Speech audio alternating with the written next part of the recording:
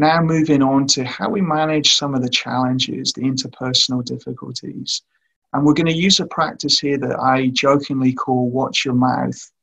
And this is something to help assertiveness. And I call it this because people will often in arguments say, watch your mouth. Or as a kid, you might have been told to watch your mouth. And this is really actually helpful advice if we use it in a mindfulness way. And I'll show you what I mean now. So just staying in your meditative, relaxed focus, thinking of a time when it became difficult to be creative at work or in your life because of a relationship. So someone blocked the creative process, there was some sort of difficulty, someone wouldn't allow you to follow an idea through or innovate or something like that. So picture that person, where you were, what was going on, and sometimes this will create great conflict. For other people, it will create more avoidance and escape, and we want to just get away from it.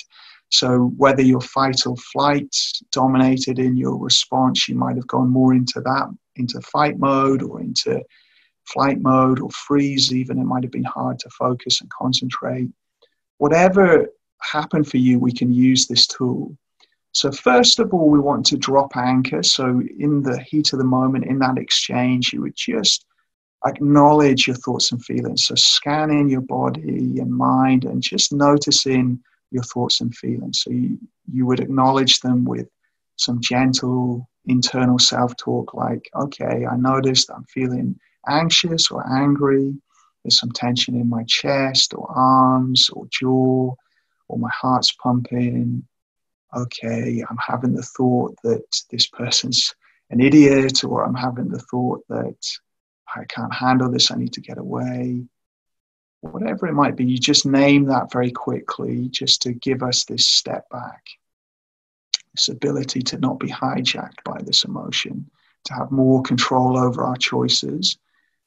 And with dropping anchor, we can use the body to help us with this. So you could, in the heat of the moment, just take a couple of deep breaths, or just feel your body being upright, adjust your posture, kind of ground yourself, relax yourself even a bit. You know, sometimes that will help. If you notice that tension, you just soften a little bit. So coming back to the body, which is our ability to take action, we use our body, and it's useful to connect with that. And then that final stage of dropping anchor, when we engage in what we're doing, this is where we watch our mouth. And what I mean by this is you literally bring your attention to your mouth, the words you're saying, your thoughts. So you're in your head and your mouth, and you're mindful of what you're thinking, what you're about to say, what you just said, what you're going to say next. So you're really focused on this. And if we practice this skill, if we really have our attention here, it really helps us to slow down, to choose our words, to listen, to be heard more effectively, to not be hijacked by our emotional brain. We can run back through dropping anchor if we feel the emotions taking over. So acknowledge again, connect with our body, and then come back to this. And sometimes we need to walk away and have a time out.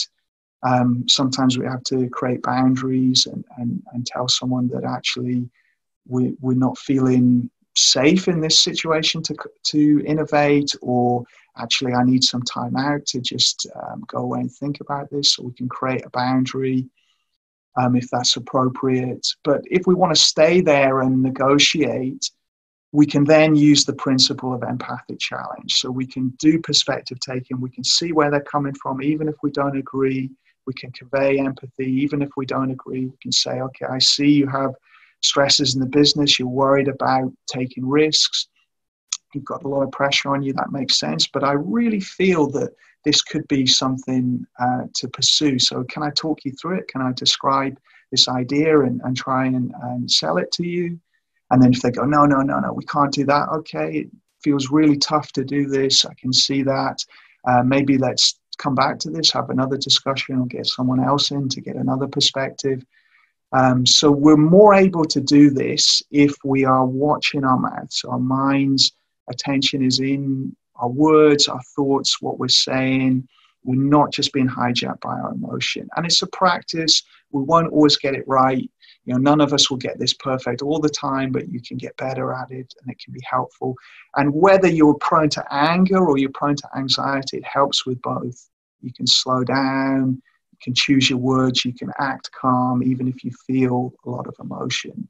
And it can be a useful support. So just imagine yourself doing that with that person now who blocked that collaboration.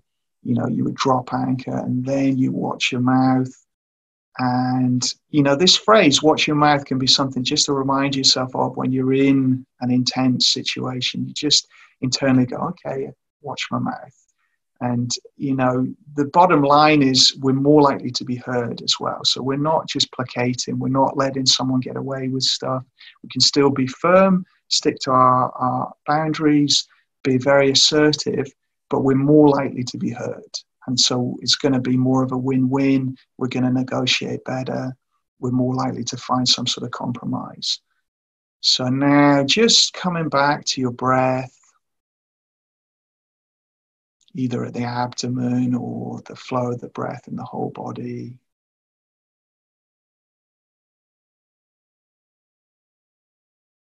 And then when you're ready, gently opening your eyes and coming back to this space where we are now, looking around you, noticing the room, noticing where you are.